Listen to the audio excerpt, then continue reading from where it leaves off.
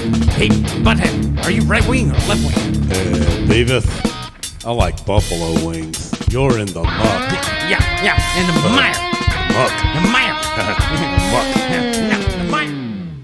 Hi, and welcome back to Through the Muck and the Mire. I'm your host, David Hollifield.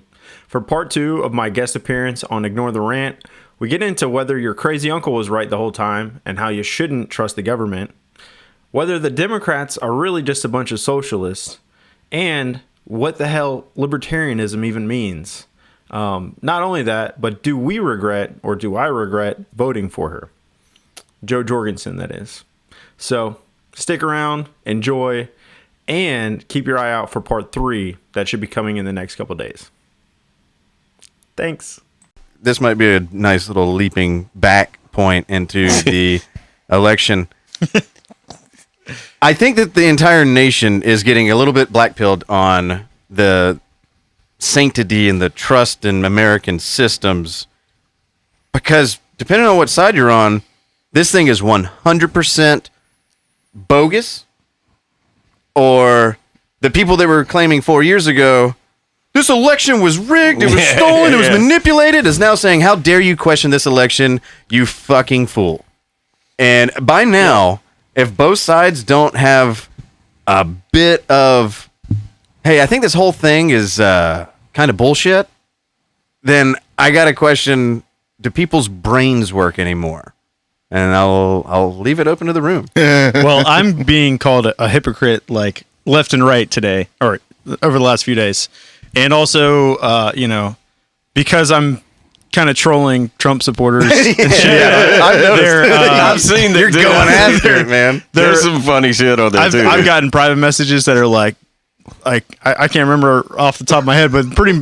You've been making me laugh for 2 days. I've been laughing my balls off. They've been like, you're jumping the gun and you're being classless and this is disgusting and like all this bullshit. Like private message me the shit. And also obviously going off on my Facebook post too. Yeah. They're like, oh, you're a fucking hypocrite because you're always talking about how criminal justice system needs to be reformed. But now all of a sudden you trust it to handle this election. And I'm like, yeah, you're a fucking hypocrite too, because you're literally doing the exact opposite. But I'm not. There's nuance, okay? It's not black and white. I don't deal in absolutes. There does need to be criminal justice reform. There are bad cops. That doesn't mean all cops are bad, and the complete criminal justice system is trash. Like, I mean, you have to trust some of it. And if you trusted it a week ago, why the fuck are you saying you don't trust it now? Especially when Donald Trump hand-selected almost 200 federal judges and has a supermajority in the fucking Supreme Court. It's what it's all based on. Everything in this country is supposedly based on trust. Even our money. In God we trust. Faith. It's on our money. Faith.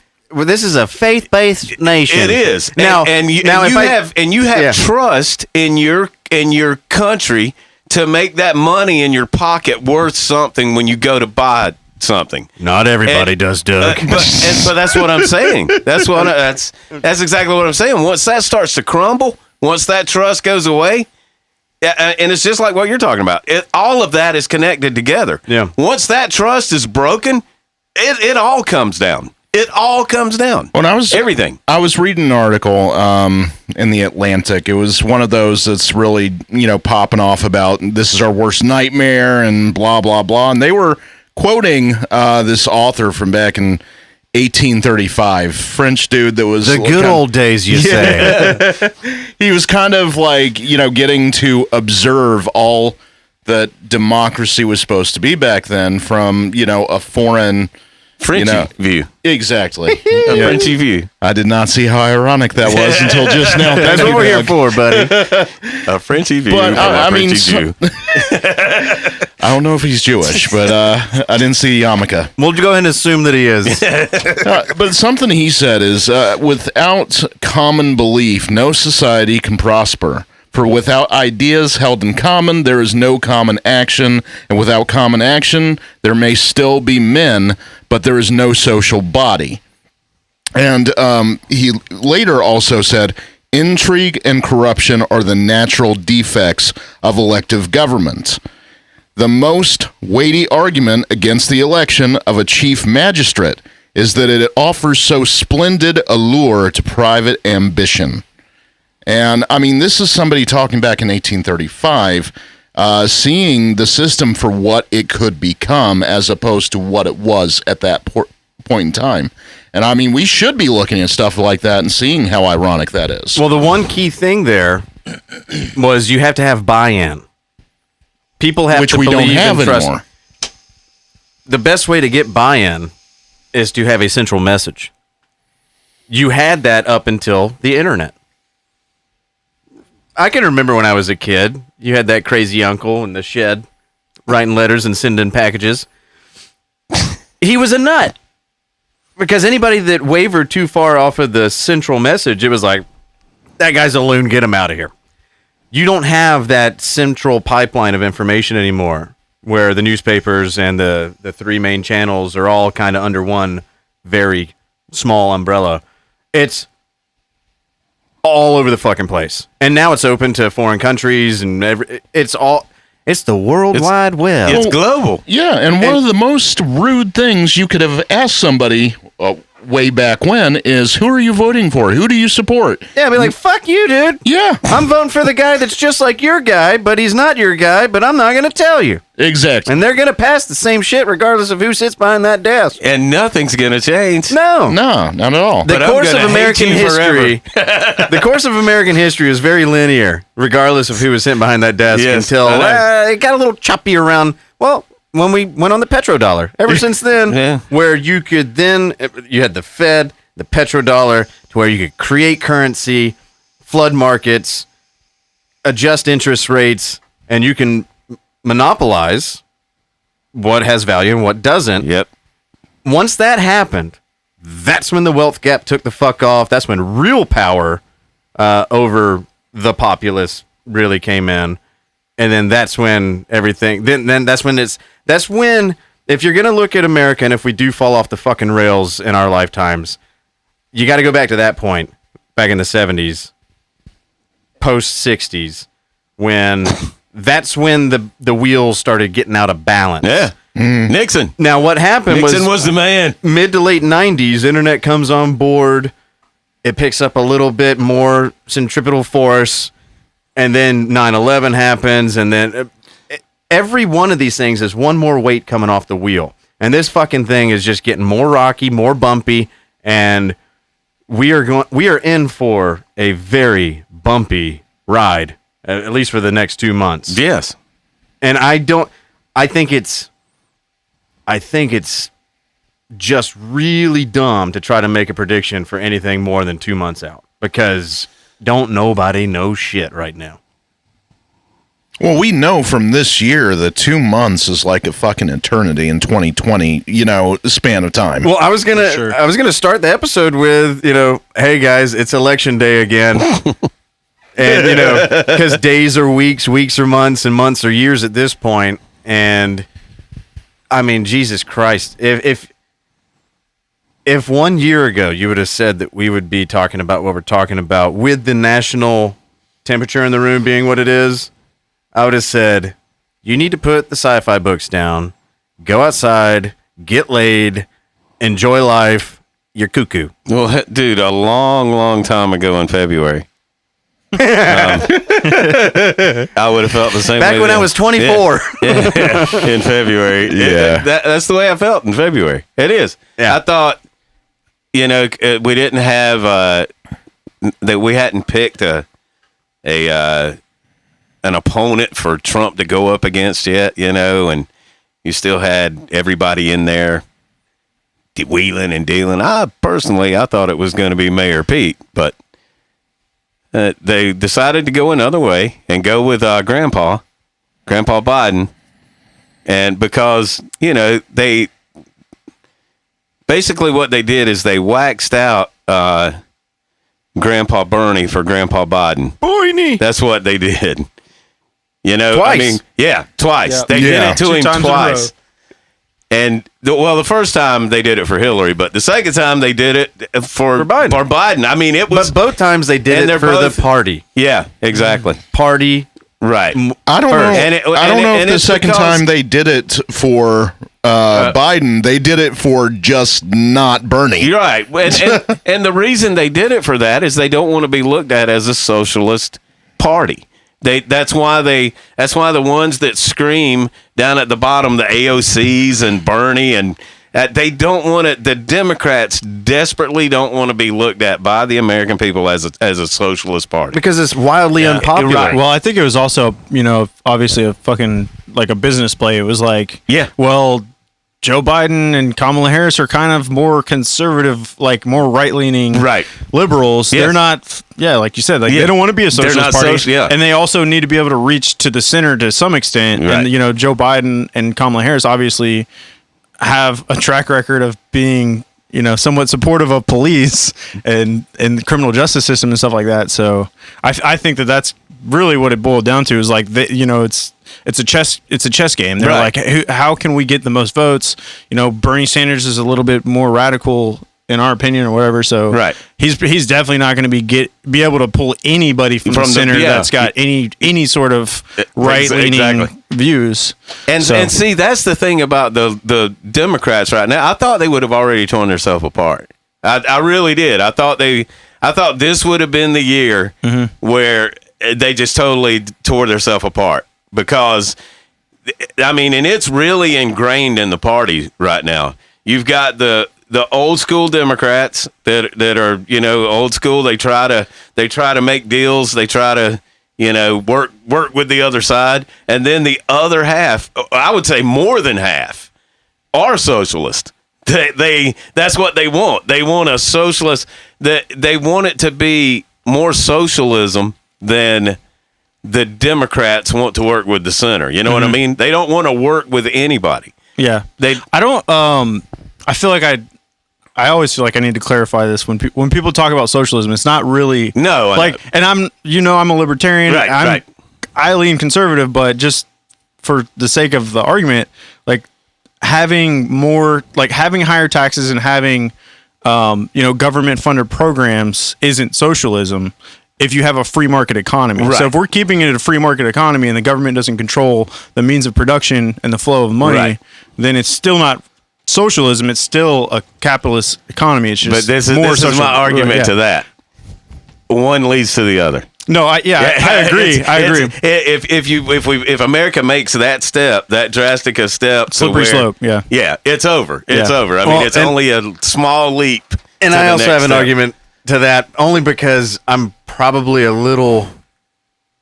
How long would you say you've been a libertarian or? Well, leaning honestly, that way, or? I feel like I've always had these views. I just wasn't aware that libertarian was a thing. Was what they were called until 2016 or 2015 when Trump ran as a Republican and Gary Johnson ran as the libertarian. Like I've always thought of like less government. More freedom for people, kind of like some Republicans will disagree with this, but the party of Lincoln was, obviously a progressive party at the time. It was not a fucking, like they were trying to give black people rights, Yes. But anyways, not for the reasons that would be acceptable today. Right. But still, it was financial. It was still a very liberal. It was still a very liberal mindset at the time. At the time, absolutely. But yeah, I think, I don't know. In my mind, I feel like the Libertarian Party, to some extent, actually represents what the Republican Party is supposed to, as far as like being fiscally conservative and having limited government and stuff like that. That's kind of what I always thought of as the Republican Party, and they've kind of proven me wrong. I think the average working citizen in the United States that has a idea of what's going on is libertarian. They're more libertarian than they even know. Right.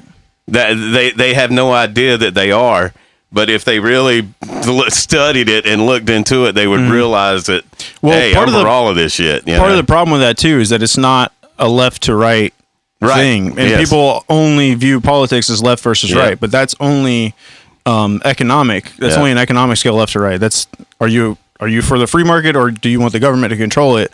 But libertarianism is more how much of your life do you want the government to control? Do you want them to be able to tell you, who you can fuck and whether you can smoke weed or whether you can own a gun or stuff like that? Like that's an up to down thing, and that's fascism at the very top and libertarian, or well, actually anarchy at the bottom is Right, like yeah, no anarchy, government yeah. whatsoever. Yes, yeah. And then at the very top is government is controlling everything. Right. So there's also that misconception. Well, and I guess I would say that I came on board with libertarianism and the Great Revolution of '08. Ron Paul. Ron Paul. He was the first one that got me to consider what is, I guess, what you would call libertarianism. Because at that time, you got to remember, social media was just being birthed. You had just gotten done with 8 years, or really 7 years of just the grand buildup for war. Right. And if you weren't patriotic, or if you weren't pro-war, you weren't patriotic, and all this shit. And anybody protesting the war looked like fucking loons. And then out of nowhere, you get this sweet, gentle, humble guy coming out going, no, this is not what we should be doing. And all of this came to us based on our bad foreign policy. And this is 9/11 was blowback from that. We should have never been doing what we were doing back in the 80s and prior. Toppling the leader of Iran and putting in our own I don't even want to start going down that. But when I started hearing that was the first time I'd ever heard that. Mm-hmm. And so 2008, let's see, I was 26. So I wasn't really politically minded before then. But what he said was so holy shit. I've never heard anybody on a presidential debate stage say the things he's saying, because it's always been a monolith, as far as the argument. Right. And so that blew me away so much. I was like, you know what? I need to rethink. I need to put a pause. I need to hit a timeout on all this and rethink everything that I was. I was all pro-war. Fuck yeah, let's go get them. Let's stick a boot in our ass. It's the American way. I was all that. And then once you start looking into it slowly but surely, I was like, yeah, I've been fucking lied to. Yeah. Right. Bamboozled. And I've been supporting America doing some really fucked up, terrible shit in the name of patriotism, and I don't really take too kindly to that. So for me, it's about 12 years ago, but Doug's known me for that long or longer. It wasn't until about, 2014, 2015, when I actually got annoying with it. Started getting political. And I It's understand. pretty fun though. I gotta say, it's fucking. I understand it's annoying as fuck to the people that get their news from their Facebook friends and their mainstream channels and whatever. I get it. I get that I'm annoying as fuck. Well, But even within libertarianism, especially over the last 4 or 5 years, I've seen all the different fractions. You have your anarcho-capitalist. You have, And that's where anarcho-communist. that distinction that I was just talking about, that's where that comes in, because if you you can be left or right leaning libertarian. Oh yeah. And so saying that, oh well, you're not a libertarian because of this, blah blah blah. Yeah, you're not a real fucking libertarian. stupid, because it's not Well, the major battle right now is between the left libertarians and the right-leaning libertarians, because you had Jo Jorgensen that came up and was totally enveloped by the left libertarians. fuck Jo Jorgensen. That's the thing we do here. We say fuck whoever we say. Well, I gotta say fuck her, because she I don't really regret voting for her, but I kind of do, just because she did so fucking terrible. But it's also partly not really her fault, because she doesn't have the coverage and shit. It's not. I don't fucking know. I don't feel bad for not voting for either of the two old racist fucking pieces of shit. Right. But I'm like, if we had gotten 5%, then at least my fucking vote actually counted for something, because it would have went towards fucking funding for the next one. But now I gave my vote to literally the 1%, and it I feel good for sticking to my fucking morals and values, but you couldn't even get 5 fucking %. You did worse than Gary Johnson. It is truly incredible how the Libertarian Party has not been able to get a foothold in But we were politics. gaining votes for the last 3 or 4 elections, and now we've fucking lost. Yeah. I'll speak on that. So when Nick Sarwark became the Libertarian Party chair, he is a left-leaning libertarian. He's the guy that came out and said, if Dick Cheney ran as a libertarian, you should vote for him because he's on the party ticket. No, fuck that. He doesn't stand. And he's the one that was running everything that selected Joe. Because this is a little bit of inside baseball, but when they were selecting who was going to be the candidate for the Libertarian Party, 50% of it was in person, 50% of it was online, and Hornberger, who was backed by the Mises Caucus and more of the right-leaning libertarians, which is where I reside, was winning the popular vote. But as other delegates fell out, their support came over to Joe. Yeah, didn't they kind of lose their shit too when Justin Amash had like flirted with it? Yeah. There was a whole fucking deal about it, just like any other political party. That's why political parties are fucking stupid. And so there was all this infighting that came out of that. And so anybody that was not fully on board with Joe, because their guy Hornberger basically got screwed, kind of like Bernie, where he had the full support, they had the momentum and everything, but he was not chosen in place of Joe, which nobody fucking heard of. I had never heard of her, and I've been very much paying attention to libertarian circles for years at this point, and it just got to a point where I couldn't go along with that because the left libertarian, which is now the shrinking majority, were just so SJW woke, vitriolic against anybody that didn't agree with them. So you spend enough time in any political arena, you find that there's shitheads in every single one. Well, of them. this is my thing. And I probably fall in line with some of those shit. Yeah. to some extent. and this gets back to why I don't vote. There's two people in my entire life.